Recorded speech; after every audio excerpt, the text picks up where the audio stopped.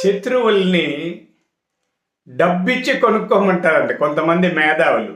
అది మీకు ఆశ్చర్యం వేయచ్చు. శత్రువుల్ని అణిచేయాలి కానీ అసలు వాళ్ళనే దాన్ని కొనుక్కోవడం అనుకుంటారు. నిజానికి శత్రువులు మన శ్రేయోభిలాషులండి.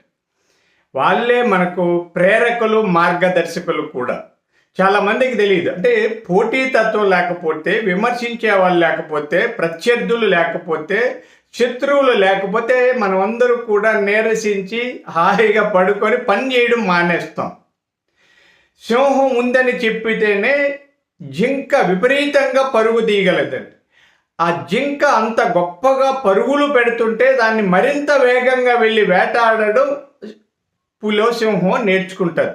కాబట్టి ప్రత్యర్థులు లేదంటే శత్రువులు కూడా అనుకోండి, వీళ్ళు ఎవరైనా మన శ్రేయోభిలాషులు కాబట్టి వాళ్ళని పెద్దగా పట్టించుకోకండి.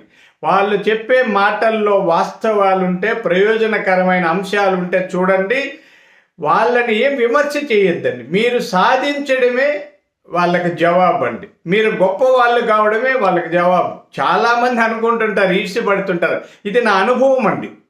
నా అనుభవం. నేను 10వ తరగతి చదివేటప్పటి నుంచి ఇప్పటి వరకు 3 రాజకీయ పార్టీలో లేదా చాలా వృత్తుల్లో గమనించిన విషయాన్ని మీకు చెప్తున్నాను. శత్రువుల్ని పట్టించుకోకండి, శ్రేయోభిలాషులు అనుకోండి, విమర్శలు తట్టుకోండి, ఎదిగి చూపించండి.